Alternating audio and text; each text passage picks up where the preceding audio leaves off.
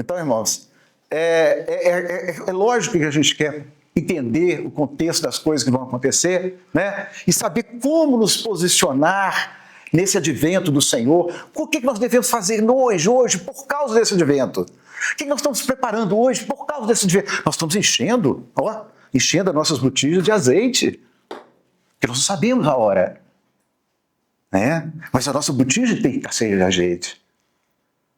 Porque aquelas virgens prudentes, elas não tinham azeite. Então nós temos que estar enchendo a nossa botija, irmãos. Sabe? Nós temos que estar cheios do Espírito, né?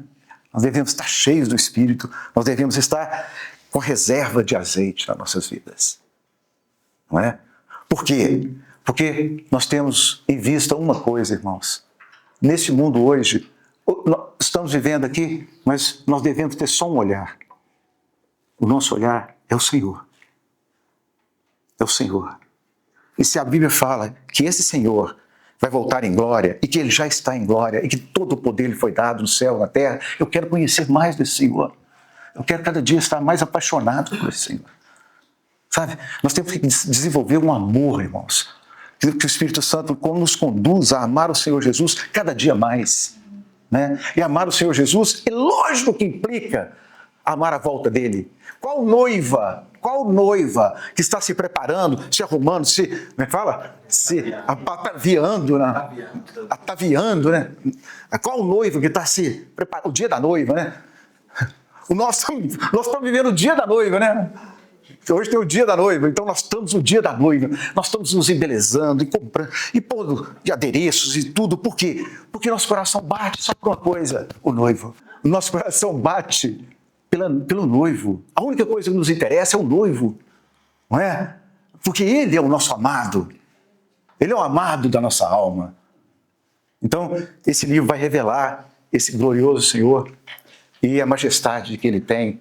E o que deve ser feito, como que a gente deve encarar as coisas, como que a gente deve viver o dia de hoje, por causa desse dia, né? Nós vivemos esse dia de hoje por causa daquele dia.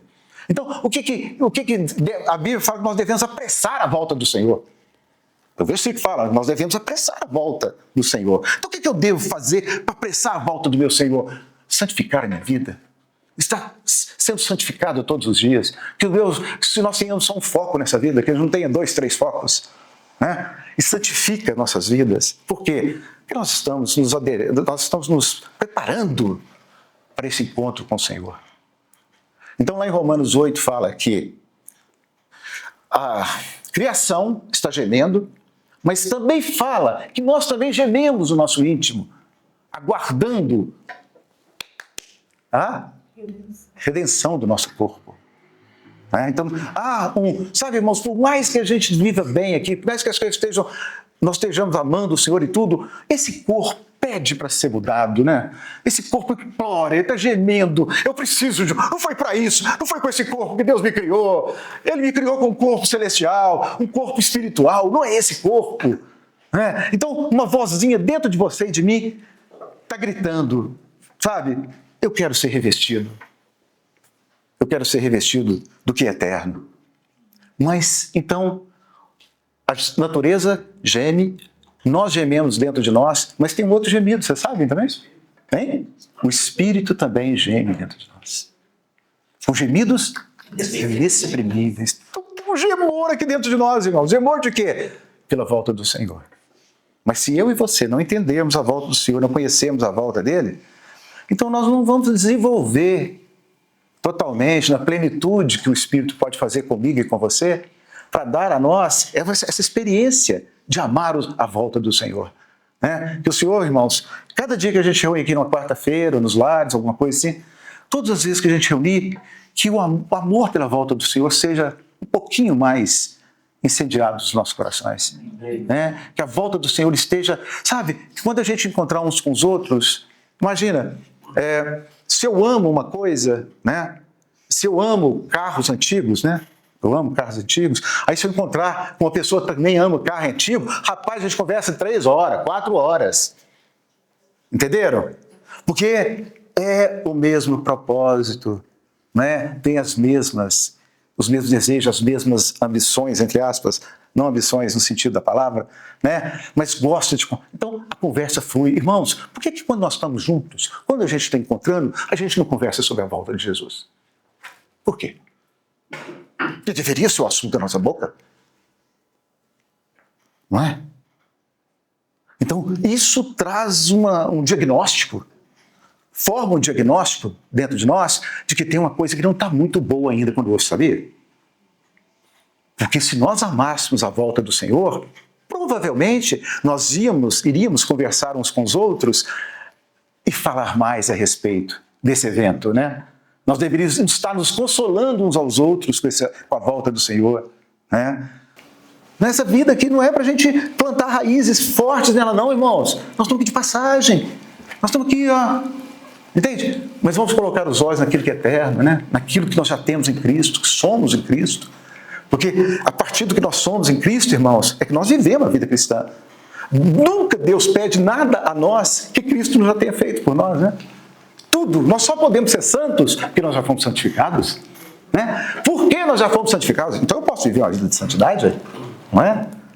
Então, irmãos, o livro de Apocalipse é um livro de profecias, de revelação, né? Então, à medida que a gente for lendo ele, o próprio João, na hora que faz a introdução do livro, não é a introdução, um prólogo, gostaram? Um prólogo do livro, né? Ele usa o nome dele na terceira pessoa. Ele não fala eu, João, como ele fala depois. No início ele está fazendo um prólogo, né? Então, depois ele faz uma apresentação e depois ele fala eu, João, né? Então, mas é difícil ler esse livro de Apocalipse, irmãos, sem não ficar encantado, né, irmãos? É encantador, né? Pelo menos o início está sendo encantador, viu?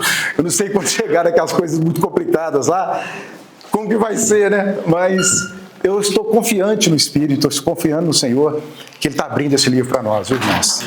E que esse livro vai fazer muito bem às nossas vidas. Sabe por quê? Porque ele tem uma promessa para todo mundo que lê, para todo mundo que ouve e para todo mundo que guarda as profecias nelas escritas. Então, irmãos, hoje é um dia de bênção, porque nós vamos pelo menos ouvir.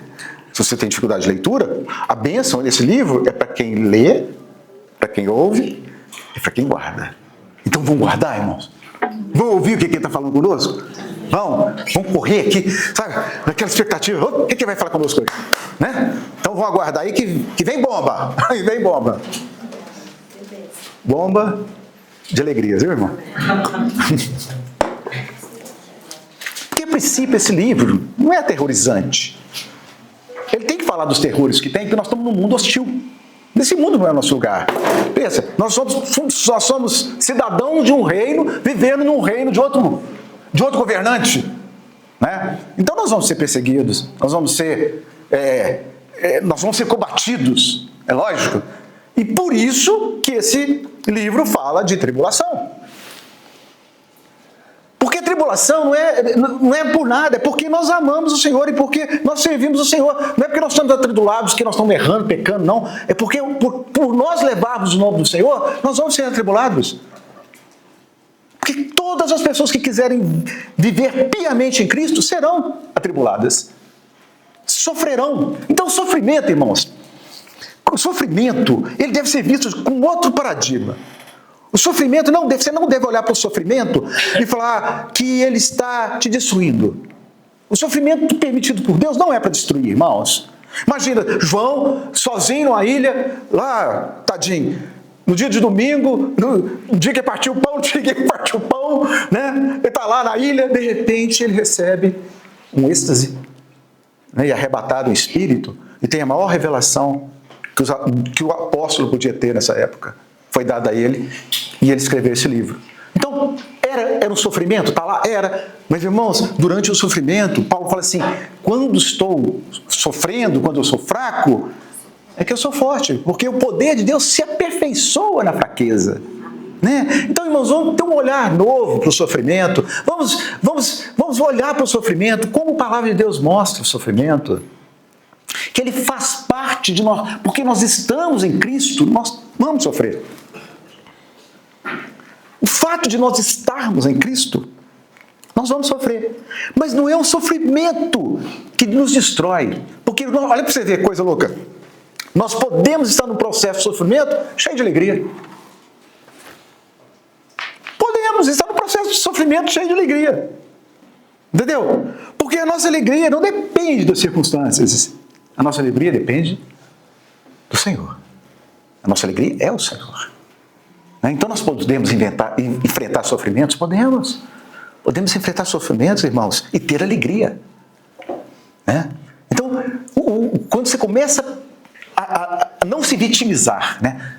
Não se vitimizar, e começar a ter pena de si mesmo. Não, irmãos, nós já falei isso 1000 vezes, você sabe disso. A pior situação que pode acontecer comigo é começar a ter pena de mim.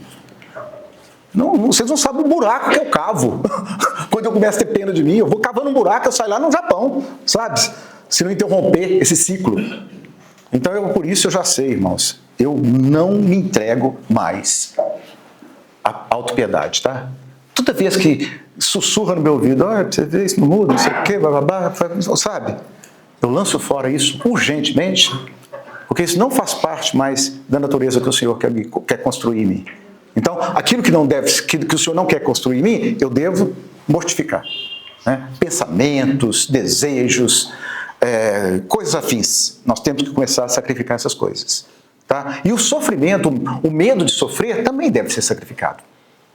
Entendeu? Porque a maioria de nós aqui sofre por medo de sofrer. Entendeu? Então, o medo de sofrer já causa um sofrimento no presente terrível. Entendem?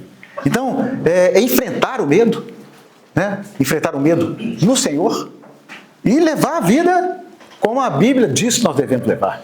Né? Olhando para o autor e consumador da nossa fé. Olhando para o autor e consumador da nossa fé.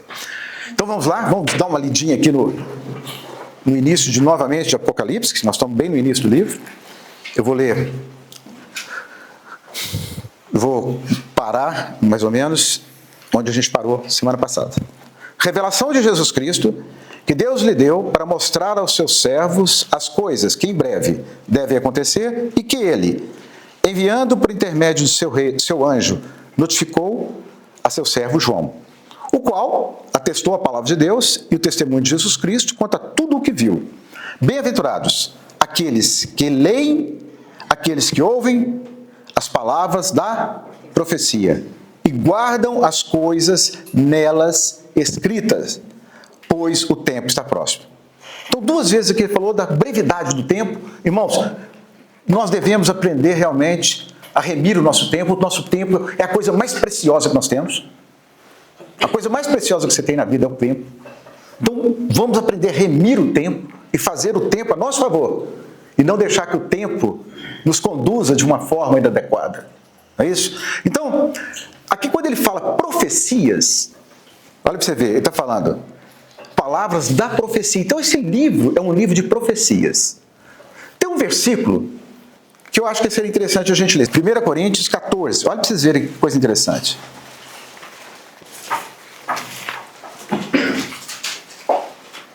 1 Coríntios 14, 3.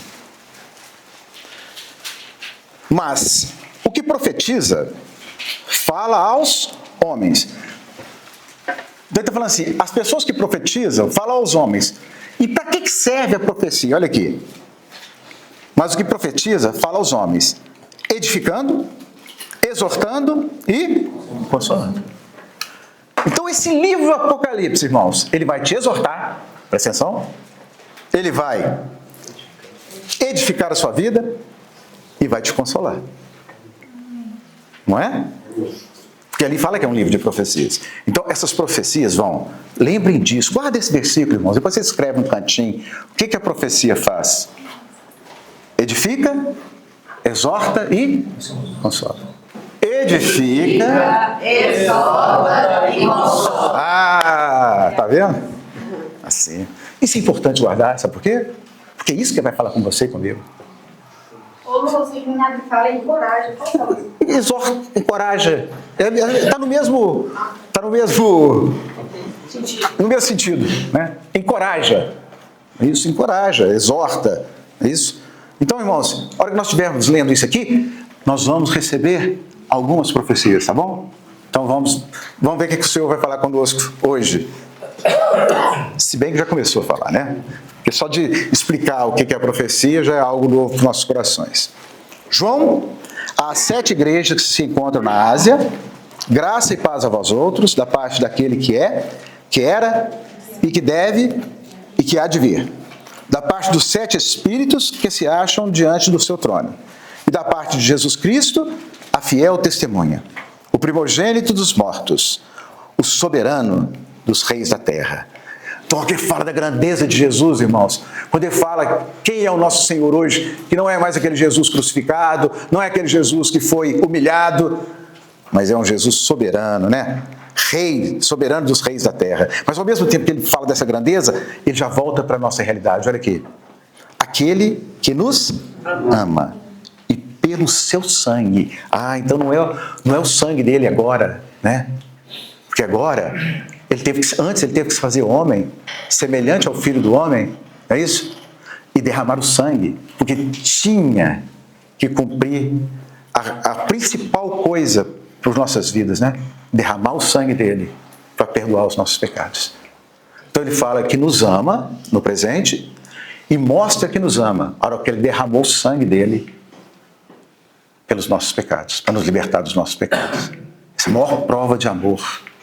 E nós vamos ter a eternidade toda para tentar entender esse amor, tá, irmãos? Mas a grande revelação que mudou a nossa história foi isso. Aquele que nos ama e pelo seu sangue nos libertou dos nossos pecados. E não só nos libertou dos nossos pecados, o que mais que ele fez conosco? Nos constituiu reino, sacerdotes para o seu Deus, Pai e Pai. A ele a glória e o domínio pelos séculos dos séculos. Amém. Ele termina com a doxologia, né? Explodindo em doxologia. Por quê? Porque, irmãos, é grande demais, não é? Ele agora, depois que falou que nos perdoou dos pecados pelo seu sangue, ele mostra para nós, em sequência depois disso, ele mostra qual é a sua identidade hoje. Quem é você? Quem sou eu? Eu acho que você deveria pedir ao Espírito Santo, irmão, para revelar isso para o seu coração. Você precisa ter essa revelação. Nós precisamos ter essa revelação e acreditar nela, irmãos. Nós temos que acreditar. Não, sabe, não olhe para as limitações da sua vida, mas olhe para o que a palavra... Olha aqui, ó, primeira profecia para nós hoje, nessa noite. Guarda essa profecia. Você é um sacerdote. Mas eu? É você. Não deixa que isso seja roubado do seu coração. Você é um sacerdote. E como sacerdote, o que você faz hoje? Porque o próprio Senhor Jesus está dizendo que nos constituiu reino e sacerdote. Então, como sacerdote, o que eu estou fazendo hoje? Eu estou intercedendo pelas pessoas diante do Pai e estou revelando Deus às pessoas. Entenderam? Como sacerdote, eu intercedo a Deus pelas pessoas, mas também nós mostramos Deus às pessoas como sacerdote. E ele está falando que nós somos um reino, irmãos. Não é isso?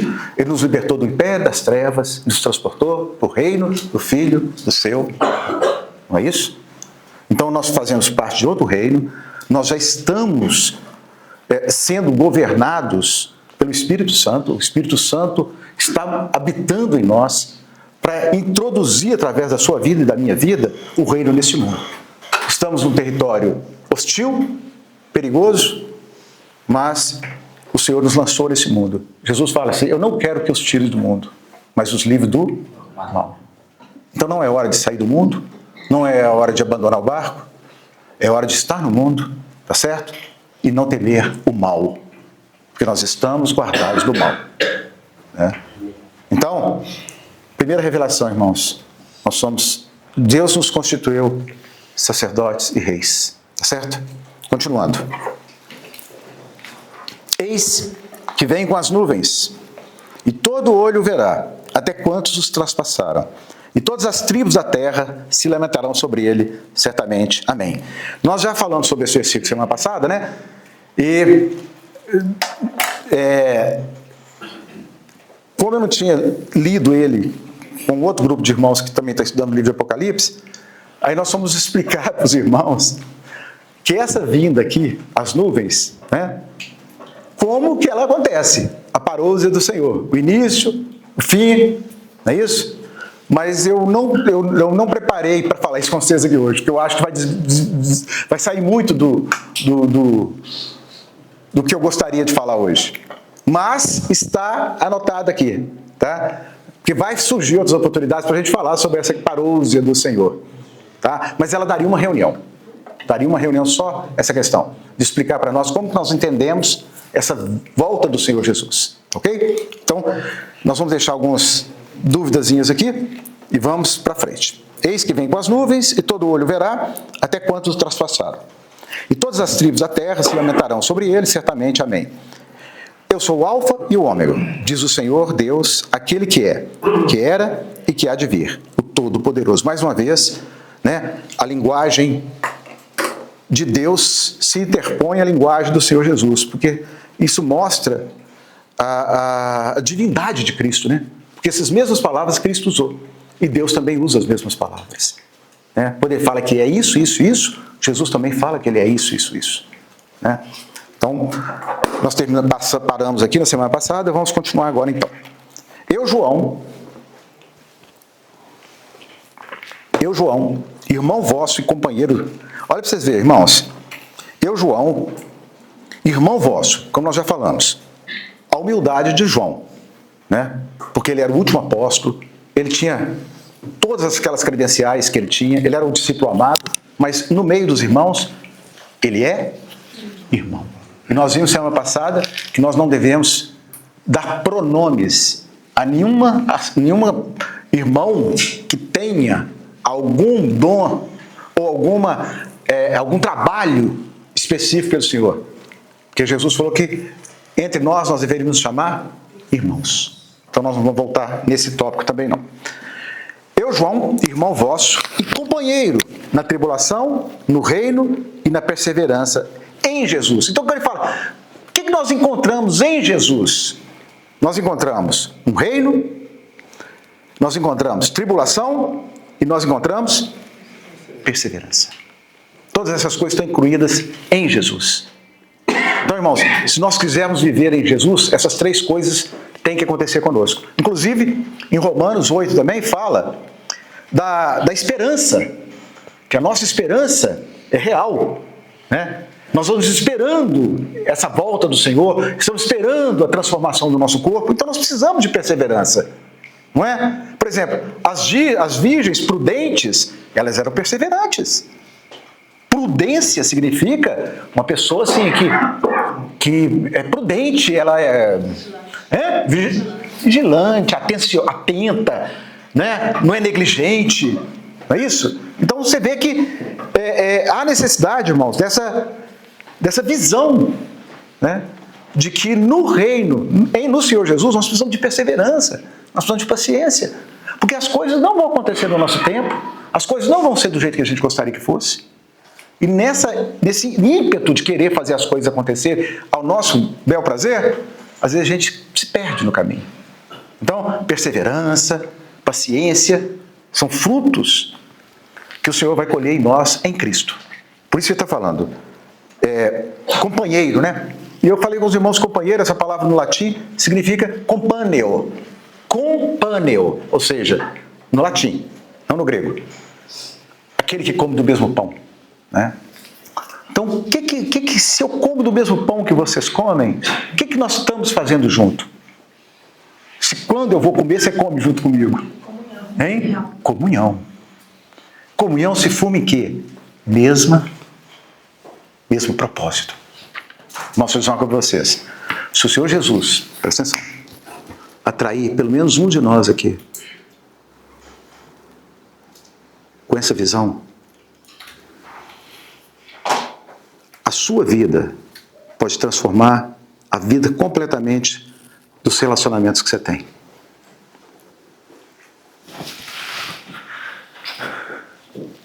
Porque se você começar a se ver como Deus te vê, você é um sacerdote, você faz parte de outro reino, Entendeu? Você agora está esperando o seu Senhor chegar como uma noiva que se prepara. Entende? A sua mudança, irmão, a sua mudança de mente, porque não existe transformação sem mudança de mente, entenderam? Então, o que o Espírito Santo tem que fazer? Mudar nossa mente. Trazer uma realidade para a nossa mente, quem você é em Cristo. E se isso entrar na sua mente, e o Espírito Santo esclarecer para você, e você alinhar a sua mente com a mente do Senhor, nós vamos ter um propósito só. Entendeu? Então vai ser estimulante. Vai fundamentar a nossa amizade, entre aspas, e o nosso desenvolver das coisas. Entendeu? Vai aproximar nós uns dos outros. Por quê? Porque nós temos o mesmo propósito. Nós estamos buscando nós estamos olhando para o mesmo lugar. Você também está olhando para lá, eu também estou. Entende? Então nós vamos poder nos exortar, nos admoestar, nos ajudar, nos consolar uns aos outros. Por quê? Porque essa jornada, irmãos, é uma jornada. É uma jornada. Mas nós já temos a promessa do Senhor de que ela se transforma agora e vai sofrer uma transformação tremenda depois. Como assim? Agora você já tem o fruto do Espírito. Paz, alegria, amor, bondade, benignidade, não tem? Não tem tudo isso, fruto do Espírito nas nossas vidas? Quando nós estamos andando no Espírito? Não é esse o fruto que aparece? Mas ele é pouco. Entendeu? Isso que o Espírito Santo está nos dando agora é como se fosse assim, adoçando a nossa boca, perto da paz, da glória, da intensidade que isso vai ser. Inclusive vamos precisar até de um corpo novo para entrar na grandeza do que nos espera. Porque esse corpo não tem jeito. Mas isso, irmãos, o que eu queria tentar dizer para os irmãos é que isso já pode ser vivido agora. Não na plenitude. Mas isso deve ser vivido por nós, irmãos. Nós devemos estar com o nosso espírito, com os nossos sentidos todos, com todos os nossos sentidos depositados nessa revelação. Entendeu? Eu tenho um propósito. Eu tenho uma coisa para fazer nessa vida. Eu não tenho duas coisas. Tenho uma coisa para fazer nessa vida. E diante desse propósito, nós vamos comer do mesmo pão. Porque se nós tivermos o mesmo propósito, nós estaremos fazendo as coisas na mesma direção, juntos. Né? E não vai ser qualquer picuinha que vai tirar a nossa atenção. Porque tem muitas picuinhas para tirar a nossa atenção. Mas nós vamos estar focados naquilo que é verdade.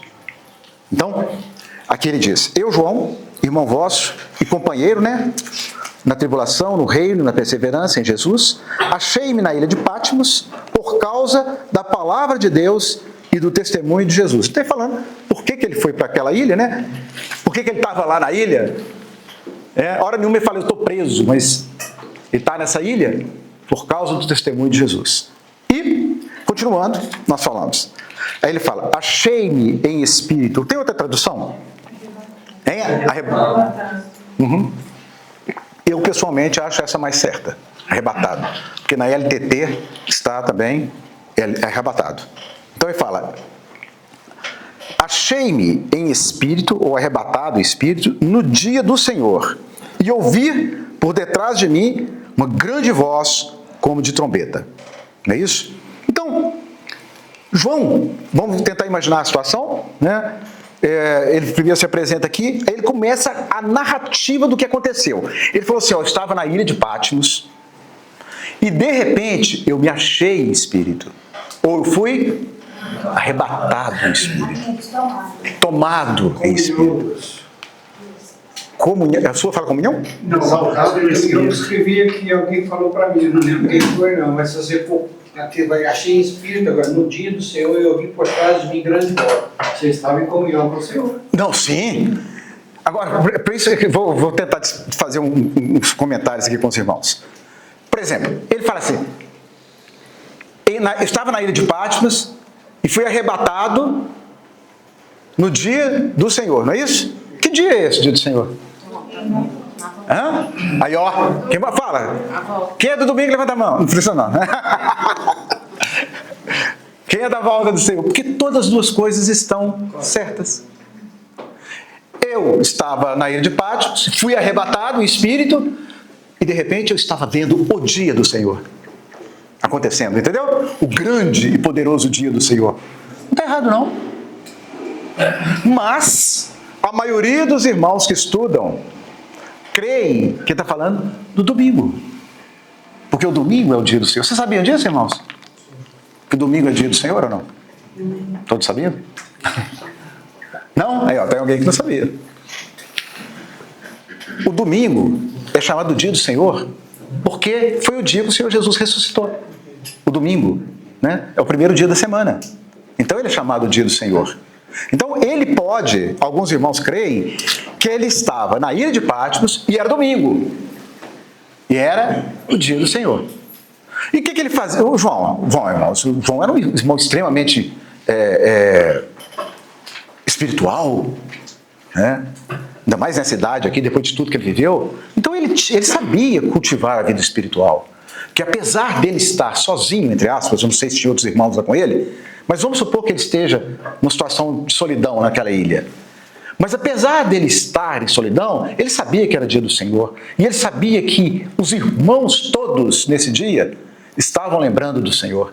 Porque nesse dia do Senhor, irmãos, depois nós podemos ver alguns versículos aqui, o que os irmãos do passado faziam no dia do Senhor? Uma das coisas que eles faziam, todo domingo eles se reuniam para partir o pão. Mas o domingo era um dia de descanso, como é hoje? Não. O domingo era um dia comum. Não era? O Império Romano não estabeleceu o domingo como um dia de descanso. Então eles trabalhavam no domingo. E que hora que eles faziam as reuniões? Normalmente, antes do sol nascer ou depois que o sol se punha. Eram os dias que eles usavam para fazer, para lembrar do Senhor, para partir o pão. O que mais que eles faziam no dia do Senhor? Eles levavam ofertas.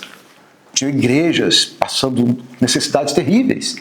Então, no dia do Senhor, eles levavam ofertas para os irmãos. Né? O que mais que eles ouviam o ensino? Vocês lembram de Paulo? Paulo estava no dia do Senhor, não é isso? No dia do Senhor, em Atos, ele fala, eu estava no dia do Senhor, eles partiram o pão, etc. Depois Paulo fez um ensinamento que varou a noite. Aí a gente pensa assim, nossa, às vezes o irmão fala, não está me dando um sono. Pois é, Paulo falou e deu um sono num. Paulo está falando, e aquele irmão lá falando, não é possível, pior que esse Paulo vai calar a boca, gente, não sei o quê. Entendeu? E foi dando um sono nele. Ele estava perto da janela. Aí caiu da janela, é terceiro andar ou quarto andar, não sei. Caiu e sabe o que aconteceu com ele? Morreu. Caiu e morreu. Sono. Para ouvir Paulo falar, então vocês me aguentam, viu, gente? Mas lembra? Olha, tem dó. Lembra aí que Paulo fez. Não, eu estou esperando vocês falarem.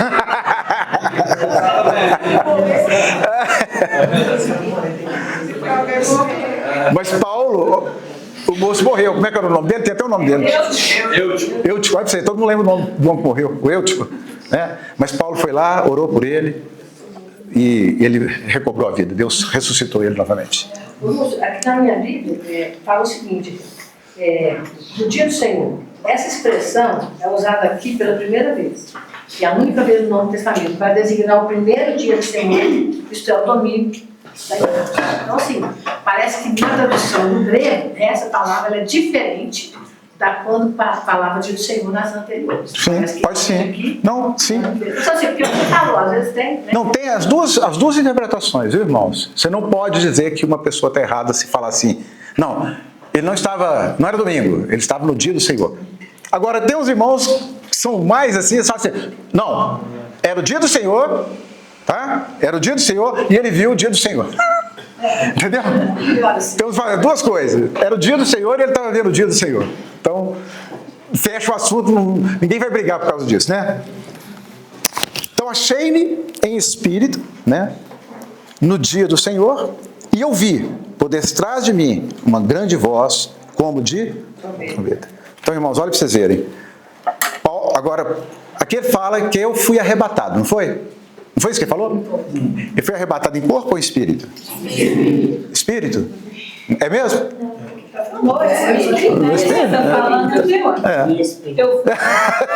Em espírito. Pois é, mas olha para você ver. Agora eu vou pôr uma pulga atrás da orelha, todos nós aqui. Né? Tá Talvez até o irmão Billy pode nos dar um esclarecimento maior. Ele falou que estava em espírito e foi arrebatado, não foi? Paulo, quando foi arrebatado, falou assim, eu não sei se eu estava em espírito ou se eu estava no corpo. Paulo não dava conta, porque, irmãos, é uma transcendência tão grande, mas tão grande, sabe, tão grande, mas tão grande, tão fora da nossa realidade, que Paulo mesmo falou, eu não sei se eu estava em corpo ou espírito. Mas se você for ver aqui mais na frente, nós vamos ver depois, Paulo fala assim, e ao virar-me, que eu olhei para Jesus, eu caí como morto. E ele pôs a sua mão sobre mim. Então ele pôs a mão no espírito dele, o espírito dele caiu como morto. Hein? Você está entendendo? Não, eu não estou querendo resposta não, viu, irmãos? Eu estou só... Na minha Bíblia fala assim, ó, isso não foi um sonho. João foi sobrenaturalmente retirado do mundo material enquanto acordado. Não dormiu, para uma experiência além dos sentidos normais. Não, dormir é nunca. É. Isso aí está completamente de fora, sem pensar que ele teve um sonho ou coisa desse tipo. Isso aí é herético, né? O que nós estamos duvidando aqui, assim, duvidando não, nós estamos tentando entender se ele foi como Paulo, se foi em corpo ou espírito, ou não, né? Mas, gente, a maioria dos irmãos acham que foi em espírito, tá? Que não tem nada de corpo, não, que ele foi em espírito. O que você pensa sobre isso, irmão? Eu acho que ele teve esse tempo de espírito, mas ao mesmo tempo a presença de Deus tão grande, Isso. o corpo dele foi afetado. Foi afetado também, né? Como o Daniel também, a visão. Porque é tão grandioso, né, irmão? E o espírito ele viu tudo, mas a presença do Senhor foi tão grande que ele caiu. Caiu como morto. E muitos irmãos experimentam, né? Muitos irmãos, por exemplo, quando experimentam o enchimento do Espírito Santo, às vezes o próprio corpo, esse corpo nosso que é de humilhação, às vezes não resiste, né? Ah, A sim. pessoa cai, a pessoa chora, treme, Porque o corpo não é próprio, né? forças. Perde as forças. É, muito bem.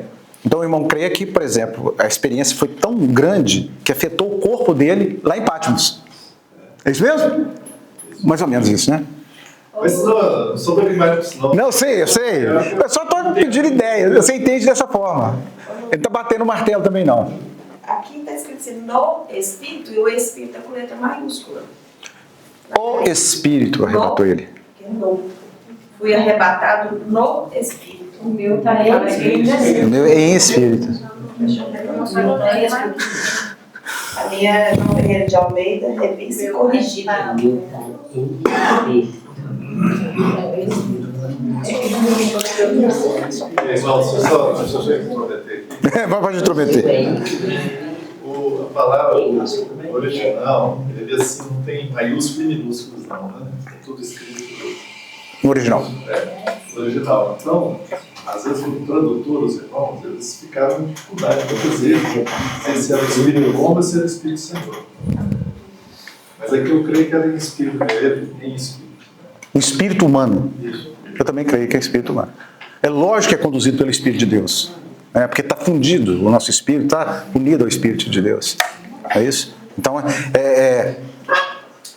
nesse aspecto que ele foi, me fala a palavra? Arrebatado em espírito, né? O espírito humano dele foi. Aqui na minha fala, e me vi tomado pelo Espírito, é como se tivesse sentido a presença, né? O Espírito também está em letra maiúscula. Ele manda totalmente um novo. Pois é, mas isso aí, vamos deixar isso? Ai. Ô Lúcio, uma coisa também que ele escutou uma voz como de trombeta. A gente sempre deve lembrar que trombeta, toda vez que ela é tocada, ela fazia uma convocação. Isso. É tão sério aqui que ele escutou essa, né? Como uma trombeta. Assim, Não era uma trombeta, era como uma trombeta. Nós vamos ver muito no livro de Apocalipse assim, como isso? Igual mesmo você vai falar que eu vi, Jesus era semelhante ao Filho do Homem. Né? Então é a semelhança, é como, não é isso? Mas é o som aqui é um som de trombeta, irmão, igual o irmão está falando. O som de trombeta que, quando Jesus falou, penetrou o corpo, a alma e o espírito dele. Entendeu? É que ele invadiu o ser dele. O que importa é que realmente é usada a urgência daquilo, a grandeza daquilo. Por exemplo, no Velho Testamento, trombeta era tocada quando preparava o povo para a guerra. Ou então quando tinha questões de solenidades, tocava-se a trombeta. Quando o rei visitava um lugar também, tocava-se a trombeta. Quer dizer, é uma majestade, está acontecendo alguma coisa. O que você ia falar, Zé Roberto? Antes de vir para cá, eu estava ouvindo esse trecho da Bíblia. Sim. E fala, quando ele vier a presença, quando ele é chamado à presença, ele cai como morto. Sim, depois, mais na frente. Mais na frente, que no 16, 17. Isso. Aí nesse ponto eu acho que foi em corpo. Só o espírito não podia. Quem é da turma dele? Quem é da turma de cá? Irmão, eu não vou discutir você, né? Pode ser também, não sei, entendeu? É o que o irmão está falando. A gente tenta fazer uma colocação, mas não estamos batendo martelo, não. Tá? Mas ele caiu. Já achou um adepto. Caiu, né? Ele fala, né? Caiu os seus pés como o rosto. Pode ser uma metáfora. Ele se prostrou. Pois é, ué. Ih! Vai dando. Porque se for só o espírito. Ai, vai continuar.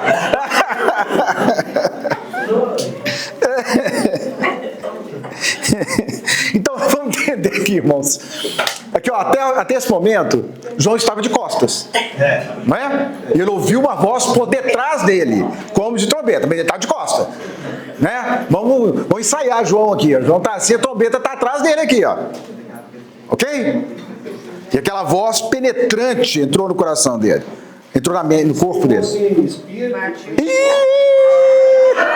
Eu já estou mudando o assunto, ele está voltando. Se fosse corpo, ele teria caído como morto na hora que vê esse Deus.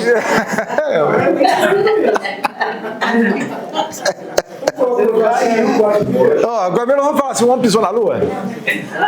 Mas esse estúdio vai dar isso mesmo. Vai não. Olha aqui, irmãos, vamos continuar aqui. Eu tenho mais 10 minutos. Vamos lá. Dizendo.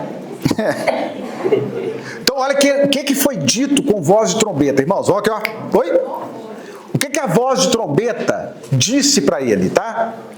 O que vês, escreve em livro e manda a 7 igrejas: Éfeso, Esmirna, Pérgamo, Tiatira, Sardes, Filadélfia e Laodiceia. Então, até agora, ele não viu, não. Ele está ouvindo e é dito para ele, ó, que você vai ouvir, você vai escrever para 7 igrejas. 7 é o número de perfeição, né? Completude, não é isso? Então, ali o que vai ser dito ali é completo. 7, né? O número 7. Então agora, aqui que João vai falar assim, olha, voltei-me para ver quem falava comigo. E voltado, vi 7 candeeiros de ouro. Ai, irmão, isso aqui é muito interessante a gente parar aqui um pouquinho. Deixa eu até pegar meus escritos aqui para eu não me perder aqui. Tá, olha aqui, irmãos. Então ele está de costas, ouve uma voz, fala para ele escrever e tal, ele vira. E quando ele vira, ele vê o quê? 7 candeeiros. O que é um candeeiro? Hein? Não, o que é um candeeiro? Uma lâmpada. Uma lâmpada. É isso? Uma lâmpada? Sim. É? O que ela faz? O que ela... O candeeiro, o que ele faz? Traz claridade. Traz claridade. Traz luz. Mas ele tem luz própria? Não? Não. Então quem que é a luz dele? O azeite que está dentro dele. É um som. Né? Vocês estão começando a entender uma coisa? Se você for no versículo 17, aqui fala aqui, 17 fala assim, não, o 20 fala assim, no final dele, que eu não vou nele ainda não, só para vocês verem. Os 7 candeeiros são as... 7 igrejas. Irmãos, olha para vocês verem uma coisa impressionante. Quando ele vira, isso eu acho interessante para a gente entender. Quando ele vira, não é isso? Ele não vê. E o relato dele primário não é o Senhor Jesus. Entenderam? Vamos fazer o que... O relato primário dele são 7 candeeiros. E no meio dos candeeiros, semelhante ao Filho do Homem. Irmãos, olha aqui. Aqui fala que os candeeiros são as igrejas. Presta atenção, irmãos. Toda cidade tem um candeeiro. Ok? Porque todas as 7 igrejas disseram que cada uma tinha um candeeiro, né? Então, Santo Antônio do Monte tem um candeeiro. Um único candeeiro. Tá certo? Agora, o que produz a vida? O que produz a luz desse candeeiro? O azeite. Não é isso? Não é isso? Agora, onde esse azeite se encontra hoje? Nas nossas vidas. Entenderam? Então, irmãos, olha que figura aqui, é maravilhosa. Mostra os candeeiros, olha que ele vira. Então, olha para você ver. A primeira coisa que o Espírito Santo quer mostrar, junto com a glória de Jesus, é a igreja. Entenderam? A hora que ele vira, ele vê a igreja. Quer ver? Vamos ver o relato aqui para a gente entender melhor ainda. Voltei-me para ver quem falava comigo. E voltando, vi 7 candeeiros de ouro. Então, eu vou ler o que eu escrevi aqui, irmãos. Não são edifícios, nem organizações, mas as igrejas locais, como testemunhos de Deus na terra. Então, as igrejas locais são testemunhos de Deus na terra. Santo Antônio do Monte só tem um candeeiro diante de Deus. O candeeiro não tem luz própria, ele apenas sustenta a luz. Da mesma forma, a igreja não produz Cristo, mas ela o manifesta ao mundo. Né? A igreja manifesta Cristo ao mundo. E de ouro, por que de ouro? Porque fala que eles eram de ouro. Ouro fala da natureza divina. Toda vez que você quer falar sobre a natureza de Deus, usa-se o ouro. Então, a igreja, irmãos, olha para você ver, ela tem a natureza de Deus. A natureza de Deus está nas nossas vidas. A igreja tem sua origem em Deus e deve refletir o seu caráter. Também revela a graça do Senhor, como vamos ver no capítulo 2 e 3. Agora, as igrejas têm problema? Mas, apesar de suas falhas, eram reconhecidas por Cristo como seus candeeiros. Entenderam ou não? Apesar de toda a nossa fraqueza, você vai ver quando nós vamos estudar as igrejas, elas eram cheias de falhas. Mas, ainda com todas as falhas, elas eram um candeeiro. E reconhecidas por Deus. Ok? Então, aí no versículo 13, fica mais fácil agora. E no meio dos candeeiros, um semelhante ao Filho do Homem. Ô, irmãos, no meio dos candeeiros, um semelhante ao Filho do Homem. Então, irmãos, vocês sabem quantas vezes está escrito Filho do Homem no Novo Testamento? 80. Jesus gostava de ser chamado Filho do Homem. Então, a primeira visão que ele tem a visão da igreja e no meio dos candeeiros, irmãos. Sabe o que é? Irmãos, deixa eu dizer uma coisa para vocês. Se Jesus está no meio do candeeiro, o que quer dizer isso? Ele está no nosso meio. Ele está andando, olhando tudo, sabe tudo, vê tudo que precisa ser falado, vê necessidades, vê pecados, vê fidelidade, vê amor, vê falta de amor. Então ele está andando no nosso meio, irmão, ele conhece todos os detalhes nossos. Apesar dele estar numa posição de tão grandeza, ele está no nosso meio. Aqui fala que ele anda no nosso meio, irmão. Jesus está aqui andando no nosso meio. Ele conhece a igreja, ele conhece a sua vida, ele conhece tudo a seu respeito. Você acha, eu falei hoje com a irmã, irmã, será que quando essa enfermidade veio em você, Deus estava distraído, né? O dia que essa enfermidade chegou, você me desculpa, meu irmão, aquele dia eu estava distraído e não vi que chegou essa enfermidade na sua vida, não. Você acha que pode acontecer isso com o Filho de Deus? Se o Senhor está olhando, andando no meio dos candeeiros, você acha que pode chegar alguma coisa na sua vida que não tenha passado primeiro pela jurisprudência dele? Impossível. Impossível. Porque ele anda no meio dos candeeiros. Né? Ele está andando no nosso meio, irmão. Isso é muito confortante, irmãos. Eu acho isso muito confortante. Isso me dá um respirar assim de que eu posso ficar em paz, entendeu? Está tudo sobre o controle do nosso Senhor, irmãos.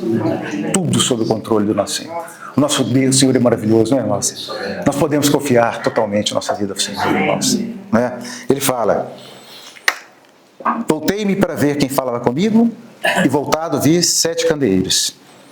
E no meio dos candeeiros, um semelhante a filho do homem.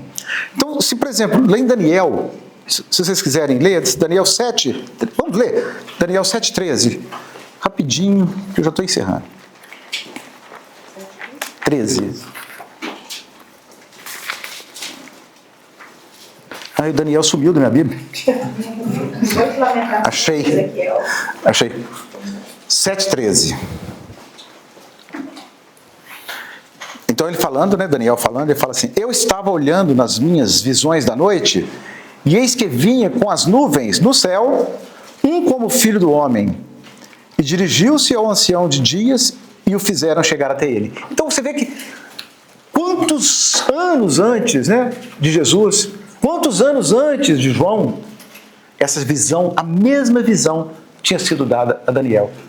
A visão do filho do homem. Né? Agora, irmãos, imaginem, por que filho do homem? Não é isso? Por quê? Vocês já pensaram sobre isso? Por que Jesus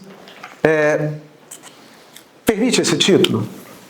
Aliás, não só permite, ele gostava de ser chamado de filho do homem. Hein? Semelhante ao ser humano. Uhum. Seria porque, tipo assim, ele é novo homem formado depois de Adão. É o novo homem de uma nova criação. Mas ele era homem. Então, irmãos, o que é isso? É muito doido isso. Essa palavra é boa. É muito sobrenatural demais isso, né? Irmãos, há um homem na glória. Entenderam? O Senhor Jesus não deixou de ser homem. Então ele fala, um semelhante ao Filho do Homem, porque ele nunca mais vai deixar de ser homem. A natureza humana está vinculada ao Filho de Deus, irmãos. E prestem atenção, quando nós formos unidos a Ele, quando nós celebrarmos a nossa união com Cristo nas bodas do Cordeiro, irmãos, tudo que Ele tem, a não ser a sua onisciência, atributos divinos que Ele tem, mas tudo que Ele conquistou para o homem, tudo que Ele recebeu e toda a originalidade que Deus tinha no coração sobre nós, vai ser restaurado, irmãos. Vai ser tudo restaurado, irmãos. Então essa vidinha nossa aqui de sofrimento, de perdas, de enfermidade, de envelhecimentos e dores na coluna, dores não sei aonde, dores não sei mais o que, entendeu? Essas coisas tudo aí, sabe? Irmãos, vai acabar. E sabe o que fala? Está próximo de acabar, irmãos. Próximo de acabar. Entende? Então aqui, o Senhor Jesus, apesar de toda a grandeza que Ele tem, da majestade que Ele habita, a ponto de João olhar para Ele, depois nós vamos ver mais na frente, e cair como morto diante da visão daquele homem, aquele homem que conheceu, né, lá no Mar da Galileia, aquele homem que conheceu lá não existe mais, irmãos. Irmãos, deixa eu falar para vocês, aquele homem não existe mais. Aleluia. Então qual é como diz a irmã, esse novo homem de uma nova criação? Irmão, você precisa ver Jesus como Ele é agora. Entendeu? O Espírito Santo precisa abrir os nossos olhos para ver Jesus como Ele é agora. Rei dos reis, Senhor dos senhores. O soberano dos reis da terra. E mais importante, aquele que nos ama. Apesar de tudo isso, irmãos, você ainda é objeto do amor dele. E ele não se envergonha de te chamar de irmão. Não é glorioso, irmãos? Ah, não. Vamos fazer um trenzinho, sair pulando a cidade aqui agora, gritando? Vamos? Fazer uma bagunça santa em São Negócio? Então, irmãos, olha aqui. Eu já encerro, eu já falei que encerrar. No meio dos candeeiros, um semelhante ao Filho do Homem. Com vestes o quê? Vamos só terminar isso aqui. Vestes o quê? Talares. O que é vestes talares? Muito bem, Nélio, compridas. Mas era uma veste o quê? Normalmente quem usava essas vestes? Sacerdote. Mestre está lá. Então quer dizer que ele continua como nosso sumo sacerdote, intercedendo por nós o dia inteiro, Roberto. O dia inteiro está lá intercedendo. Senhor, tem paciência com a Roberta, tem paciência com o Jonas, tem paciência com o Lúcio. Senhor, a minha imagem vai ser formada nele, vai ser, não tem. Não é isso não, gente? Estou dramatizando aqui. Nós temos um sumo sacerdote, porque as vestes dele ainda são de sacerdotes. Tá? Só que junto com as vestes de sacerdote tem um cinto de ouro, mostrando a natureza divina desse novo homem. Ô, glória! Esse novo homem tem uma natureza divina, irmãos. Você vai ter uma natureza divina. Ai, não sei nem o que é isso. Sabe? Nós, por mais que a gente tente idealizar isso, por mais que a gente tente trazer, é como, parece que é como um voz de muitas águas, é como, que não tem como trazer para a nossa realidade a grandeza de quem é o nosso Senhor, né? Mas, irmãos, que nós possamos começar a ver o nosso Senhor como Ele é hoje. Né? Que essa visão penetre o seu coração e o meu coração. Tá? Porque Ele tem uma promessa para nós. Nada poderá nos separar do amor de Deus que está em Cristo Jesus. Aleluia!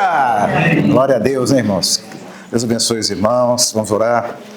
Pai, agradecemos ao Senhor por podermos estar aqui nessa quarta-feira, lendo esse livro, Senhor, que é uma bênção. Ó, Senhor, o Senhor prometeu que todos que lessem esse livro, ouvissem esse livro, guardassem as coisas desse livro, seriam abençoados. Então nós já nos consideramos abençoados nessa noite. E já recebemos do Senhor visões e direções que têm potencial para mudar nossas vidas, Pai. Pai, nós não queremos continuar sendo as pessoas que temos sido. Nós queremos ser, Pai, contaminados, Pai. Ficarmos extasiados, ó Deus, com a visão do nosso Senhor glorificado. É de glória em glória, mas é vendo a face do Senhor. Dá-nos essa, ó Senhor, dá-nos essa experiência, cada um de nós aqui, Senhor, de contemplar a Tua face, Senhor. Mesmo que seja como um espelho, que ela transformará as nossas vidas, Senhor. Nós te agradecemos muito, ó Senhor, pela condução do Teu Espírito em nossas vidas. Estamos muito felizes com o Senhor, Pai. Queremos dizer que somos pessoas muito felizes com o Senhor, Pai. Muito obrigado por tudo, Deus. Em nome de Jesus. Amém.